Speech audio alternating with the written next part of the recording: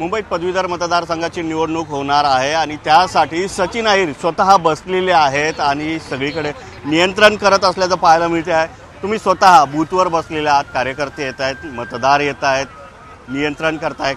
कशा प्रकारची ही निवडणूक होणार आहे? मी आहे, किशोरीताई इकडे आहे, त्या बाजूला सुनील शिंदेजी आहेत, आशिष चेंबूरकर जी आमचे विभाग प्रमुख, आम्ही सर्वजण सकाळपासून बूथ वाईज आम्ही फिरतोय। चांगल्या रीतीने प्रतिसाद आहे।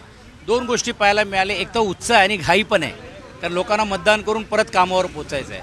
आपल्या माध्यमातून निवडणूक आयोगाला आम्हाला एक सांगायचं की तुम्ही शासकीय सुट्टी देता, खाजगीसाठी 2 तासाची मुभा देता, ते 2 तासामध्ये पण काही लोक मान्य करतात, काही मान्य करत नाही आणि अनेक वेळा ते 2 तास पण कमी पडतात।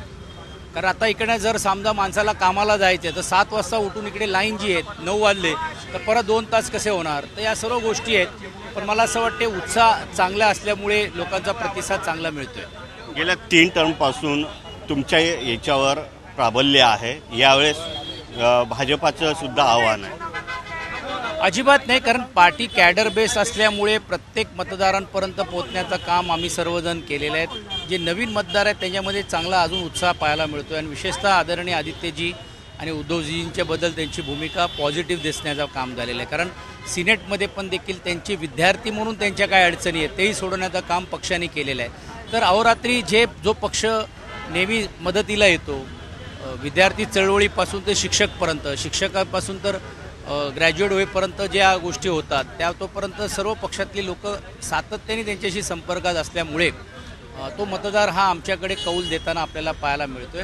कारण मोठ्या प्रमाणावरती आम्ही निवळ फक्त मतदानची नोंदणी केली नाही, तर त्यांच्या ज्या काही समस्या आहेत तेही सोडवण्याची भूमिका घेतली आणि अनिल परबसारखा एक चांगला उमदा आणि अभ्यंकरसारखे चांगले उमदा असं उमेदवार मिळणं नाही आहे। या अगोदर देखील उमेदवार तर होते, परंतु एक व्यक्ती जे निवळ सामाजिक बांध ठेवून विद्यार्थी चळवळीपासून स्वतः ग्रॅज्युएट LLB झाल्यानंतर देखील या निवडणुकीला सामोरे जात असताना त्यांचे प्रश्न सोडवण्यासाठी तो निर्धार करतोय, हा आत्मविश्वास मला असं वाटते मतदारांमध्ये पाहायला मिळाला।